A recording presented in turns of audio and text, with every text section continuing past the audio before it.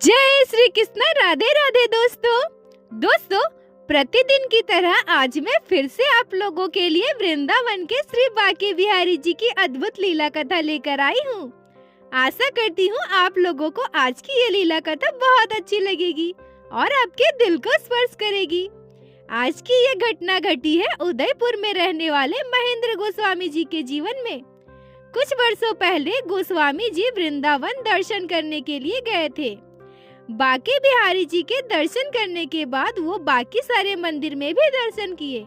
वो जब भी बांके बिहारी जी के दर्शन करने के लिए वृंदावन जाते थे तब वहाँ पर कुछ दिन रुकते थे।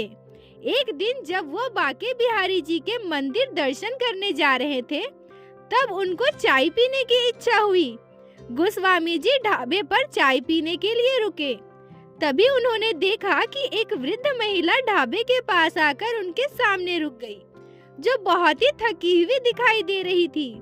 गोस्वामी जी को लगा कि यह वृद्ध महिला को चाय पीनी होगी। उनको देखकर लग रहा था कि उनके पास पैसे भी नहीं हैं। तब गोस्वामी जी ने उस वृद्ध महिला से कहा, अम्मा जी आपको चाय पीना है? उस वृद्ध महिला ने उनसे कहा, हाँ मुझे चाय पीना है, तभी तो मैं यहाँ आकर रुकी हूँ ना। उस महिला का शरीर भले ही कमजोर था पर उनकी आवाज बिल्कुल भी कमजोर नहीं थी। गोस्वामी जी ने उनसे कहा कि अम्मा आप यहाँ बैठ जाइए, मैं आपके लिए चाय मंगवाता हूँ, आपको कुछ भी चिंता करने की आवश्यकता नहीं है। तब वो वृद्ध महिला गोस्वामी जी को मना करती है और कहती है, नहीं, मेरे बिहारी जी ने मुझसे कहा है कि वो यहाँ आकर पैसे दे जाएंगे और जब तक बिहारी जी मेरे पास आकर मुझे पैसे ना दे जाए तब तक मैं चाय नहीं पीऊंगी। गोस्वामी जी ने सोचा कि ये कोई नया ट्रिक है लोगों से पैसे मांगने का। वृद्धा काफी कमजोर दिखाई दे रही थी तो गोस्वामी जी ने भी इतना दिमाग नहीं लगाया और अपने जेब से 5 रुपए निकालकर वृद्धा को दे दिए और कहा, अम्मा ये आपके बिहारी जी ने ही मुझे दिए हैं आपको देने के लिए। वो वृद्धा बहुत ही गौर से गोस्वामी जी की तरफ देखती है और कहती है, नहीं तुम वो नहीं हो जिसको बिहारी जी ने पैसे देकर मेरे पास भेजे हैं। वो तो कोई 20-22 साल का लड़का होगा, तुम तो वो बिल्कुल भी नहीं हो।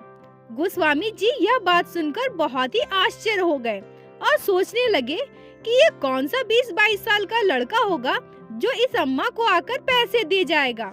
यह सोचकर गोस्वामी जी भी कहीं नहीं गए और उसी ढाबे पर बैठे रहे, अम्मा जी को देखते रहे। कुछ देर बाद एक आश्चर्य करने वाली घटना घटी। तभी वहाँ पे एक 20-22 साल का लड़का आता है और चुपचाप अम्मा जी के हाथ में 5 रुपए देकर चला जाता है। अम्मा जी वो 5 रुपए ढाबे वाले को देकर चाय पी लेती है। यह घटना देखकर गोस्वामी जी खुद को रोक नहीं पाए और वो सोचने लगे कि क्या सच में बांके बिहारी जी ने उस लड़के से पैसे देकर भेजा था या फिर यह कोई और ही खेल चल रहा है। यही सोचकर गोस्वामी जी उस वृद्ध महिला के पीछे चले जाते हैं। वो सोचने लगते हैं कि जाकर देखूं तो कि पूरा मामला आखिर है क्या। गोस्वामी जी उस वृद्ध महिला के पीछे पीछे चलते हैं। तभी वो देखते हैं कि वो वृद्ध महिला यमुना की तरफ जा रही है। गोस्वामी जी मन में सोचते हैं कि इधर तो यमुना बहती है, अम्मा यमुना की ओर क्या करने जा रही हैं। तभी अचानक से गोस्वामी जी की आंखों के सामने से वो महिला कहीं ओझल हो जाती है। गोस्वामी जी सोचने लगते हैं, यह क्या, मैं तो अम्मा का पीछा इतनी दूर से कर रहा था, अम्मा अचानक से कहाँ गायब हो गई, मैं तो उनके पीछे पीछे ही था। अचानक से वो ऐसे कहाँ जा सकती हैं? इधर उधर आसपास अम्मा को बहुत ढूंढते हैं पर उन्हें अम्मा कहीं दिखाई नहीं देती है। फिर गोस्वामी जी सोचते हैं कि अब अम्मा है ही नहीं तो फिर मैं वापस ही चलता हूँ। जैसे ही वो वापस जाने के लिए मुड़ते हैं तब वो देखते हैं कि अम्मा बिल्कुल उनके सामने खड़े हैं। अम्मा जी बड़ी बड़ी आंखों से गोस्वामी जी को देख रहे हैं और कहती हैं कि क्या बात है, आप मेरा पीछा कर रहे थे क्या? गोस्वामी जी कहते हैं, हाँ अम्मा जी माफ कीजिएगा, मैं तब से आपका ही पीछा कर रहा था क्योंकि मुझे आपसे कुछ बातें जाननी है। अम्मा आप बताओ ना आप कौन हो। पर अम्मा जी बिना कुछ बताए बहुत ही तेज तेज से चलने लगती है। गोस्वामी जी उनके सामने चल ही नहीं पा रहे थे, पर गोस्वामी जी ने भी सोच लिया था कि मैं इतनी देर से अम्मा का पीछा कर रहा हूँ, अब मैं अम्मा से अपने सवालों का जवाब लिए बिना नहीं जाऊंगा। चलते चलते अम्मा एक कुटिया के पास जाकर रुकती है और उस कुटिया के अंदर चली जाती है। गोस्वामी जी बाहर ही अम्मा जी का इंतजार करने लगते हैं।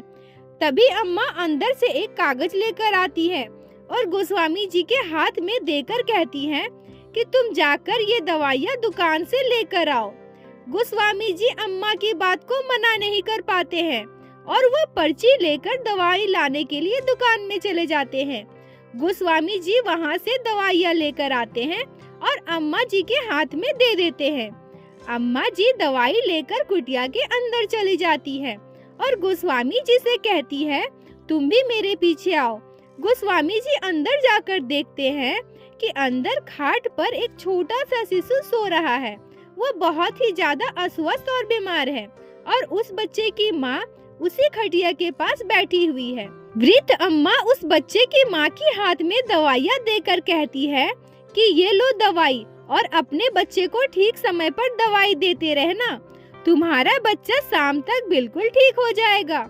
यह बात कहकर अम्मा उस कुटिया से बाहर आती है और तेज तेज चलने लगती है।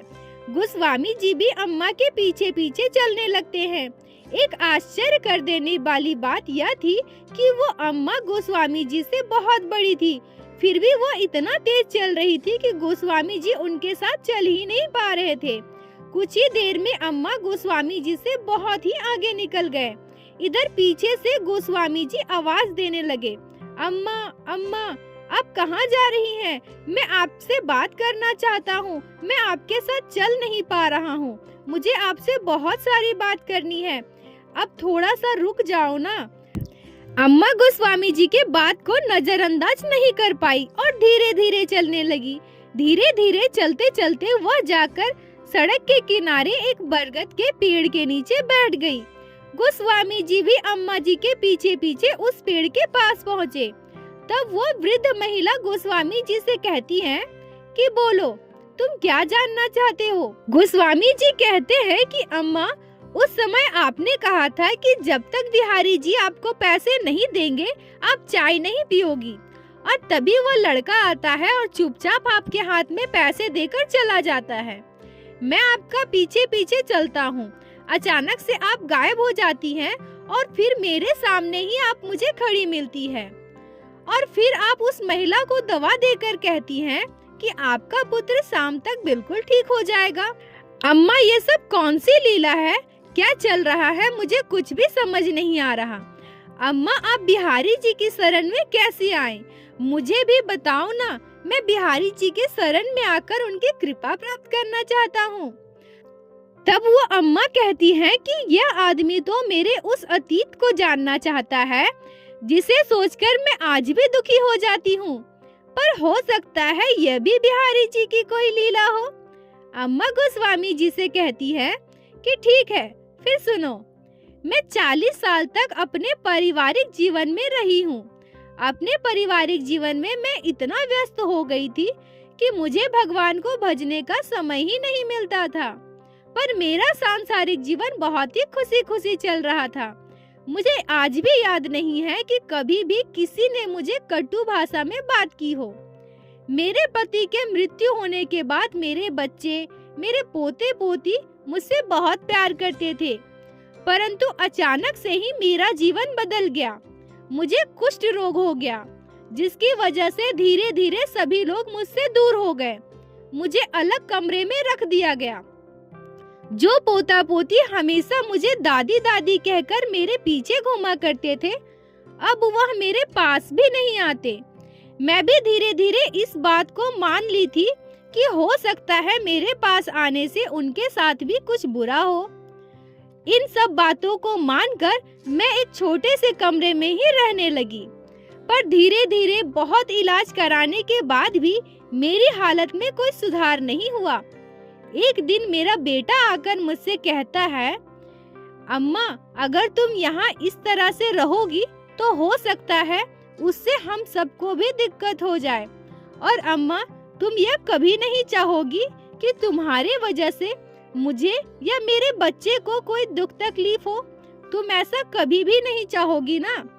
मैं तुम्हें किसी आश्रम में भेज दूंगा, तुम वहाँ पर रहना, वहाँ तुम्हें कोई दिक्कत नहीं होगा। अम्मा कहती है कि सच बताऊं तो यह बात सुनकर मुझे बहुत ज्यादा दुख हुआ था। मैं बिल्कुल टूट सी गई थी। फिर मन में मैंने सोचा कि अगर मुझे कोई आश्रम ही जाना है तो मैं वृंदावन जाऊंगी। मैंने सुना है कि बांके बिहारी जी सब पर कृपा करते हैं। अगर मुझे घर छोड़कर कहीं बाहर ही रहना है तो मैं वृंदावन में ही रहूंगी। मेरे गांव के कुछ लोग सबको तीर्थ स्थान की यात्रा करवाते थे। मैंने उनसे बात की और उन्होंने ही मुझे वृंदावन लाकर एक बाबा जी के आश्रम में रख दिया। बाबा जी के साथ मैं उनकी कुटिया में ही रहती थी, पर धीरे धीरे मेरी दशा और खराब होने लगी। फिर बाबा जी मुझे वहाँ छोड़कर अलग कुटिया में रहने लगे, पर बाबा जी ने मुझे कभी भी नहीं छोड़ा। वो दिन भर जो भी भिक्षा लाते थे उसे आधा मुझे दे देते थे, उससे ही हम दोनों बांटकर खाते थे। उस कुटिया में एक बांके बिहारी जी की फोटो टंगी थी।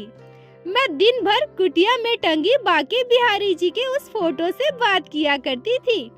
मैं बांके बिहारी जी से कहती थी, हे प्रभु, आप तो सभी पर दया करते हो ना, सभी पर कृपा करते हो, आप किसी से भी घृणा नहीं करते, फिर आप मुझसे घृणा क्यों कर रहे हैं? मैं आपके मंदिर में आपके दर्शन करने नहीं जा सकती हूँ, पर आप तो आ सकते हो ना, आप कभी मुझसे मिलने क्यों नहीं आते?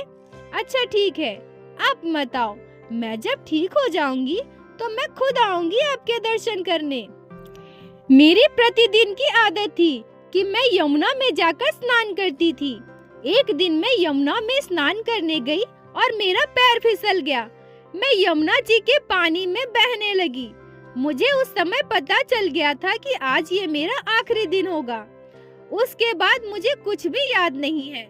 जब मेरी आँख खुली तो मैं देखती हूँ कि मैं एक आश्रम में हूँ और मेरे सामने एक साधु बाबा बैठे हुए हैं। और सबसे आश्चर्य की बात जो मैं देखती हूँ कि मेरे शरीर में कुष्ठ रोग बिल्कुल भी नहीं है, सब कुछ गायब हो चुका है।